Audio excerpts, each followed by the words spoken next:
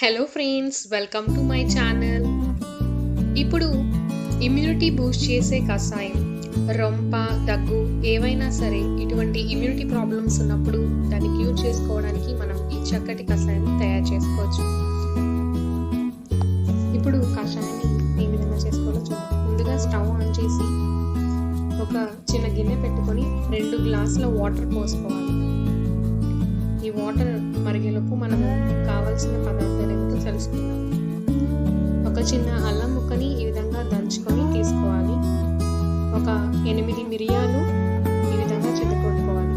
బెల్లము, దాల్చిన చెక్క, పసుపు, 2 లవంగాలు, చిటికెడు వాము, 1/2 టీ స్పూన్ జీలకర్ర తీసుకోవాలి. అలాగే ఒక అరచెక్క నిమ్మకాయ కూడా యూజ్ చేస్తాము. ఇప్పుడు వాటర్ కొంచెం వేడెక్కిన తర్వాత ముందు దాల్చిన చెక్క వేసుకోవాలి. ఇది కాస్త మరిగిన తర్వాత కొంచెం 2 లవంగాలను కూడా వేసేసుకోవాలి. ఇవి రెండింటిని కలిపి కొంచెం సేపు మరగనివ్వాలి. చూస్తున్నారు కదా, ఈ విధంగా బబుల్స్ వచ్చే వరకు మరిగించిన తర్వాత దంచిన అల్లాన్ని కూడా వేసుకోవాలి. ఈ విధంగా దంచుకున్న అల్లం వేసుకుంటేనే మనకి కషాయంలోకి అందులో ఉన్న ఆయుర్వేద గుణాలన్నీ కూడా వెళ్తాయి. ఇప్పుడు అల్లం వేసుకున్నాం కదా, ఇప్పుడు కొంచెం మరిగిన తర్వాత మిరియాలని కూడా తీసి బాగా మరగనివ్వాలి. ఈ కషాయం అనేది వర్షాకాలంలో లేదా నార్మల్ టైమ్స్లో కూడా దగ్గు జలుబు ఉన్నప్పుడు టీ గ్లాస్లో సగం కషాయం రోజుకు 2 సార్లు తీసుకోవడం వల్ల మనకి దగ్గు జలుబు అనేది తగ్గిపోతుంది. సో ఇప్పుడు జీలకర్రని కూడా వేసుకున్నాము. 1/2 చెంచా జీలకర్రని వేసుకుంటున్నాము. ఇలా కషాయం ఒకదాని తర్వాత ఒకటి వేసుకుంటూ ఉండాలి. ఇలా బాగా మరగనివ్వాలి.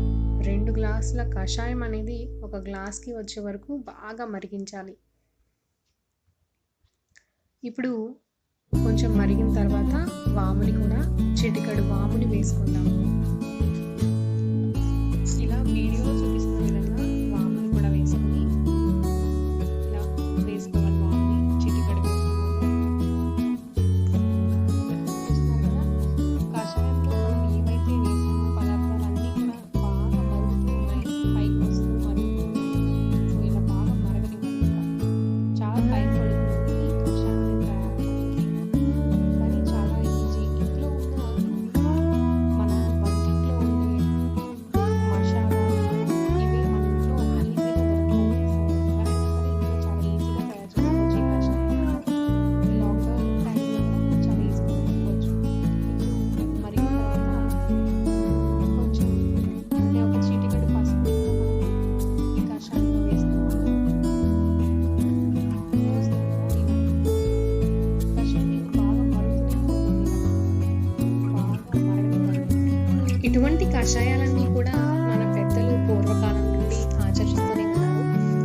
ఇటువంటి ఆయుర్వేదం వాడటం వల్ల మనకి సైడ్ ఎఫెక్ట్స్ కూడా రాకుండా ఉంటాయి.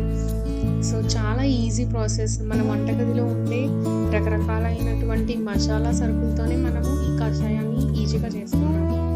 సో ఇప్పుడు మరిగింది కదా, మనం కొంచెం బెల్లం వేసుకుందాము. కావాలంటే బెల్లం వేసుకోవచ్చు, లేదంటే వేసుకోకపోయినా పర్వాలేదు. అలా తాగేయగలము అనుకుంటే తాగేయచ్చు.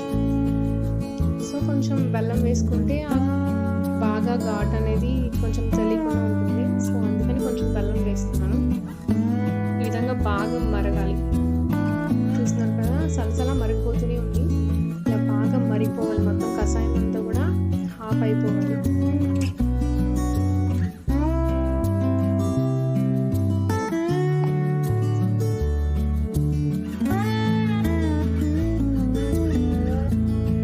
ఇలా చూసారు కదా, బాగా మరిగిపోయింది కాబట్టి మనము ఇంకా స్టవ్ ఆఫ్ చేసేసుకుందాము. ఆపేసుకొని ఒక మూత పెడదాము. ఇంకా వడబోసేసుకుంటే మనకు కషాయం రెడీ అయిపోయినట్టే. ఇలా చక్కగా టీ గ్లాస్లో సగం కషాయాన్ని వేసుకొని ఉదయము సాయంత్రము ఇలా 2 పూట్ల కొంచెం నిమ్మరసం పిండుకొని తీసుకున్నట్లయితే మనకి జలుబు దగ్గు ఈ సిమ్టమ్స్ ఏమున్నా సరే మనకి తగ్గిపోతాయి వెంటనే. ఈ వీడియో మీకు యూస్ఫుల్ అయినట్లయితే మీ ఫ్రెండ్స్కి, మీ రిలేటివ్స్కి షేర్ చేయండి. Thank you so much.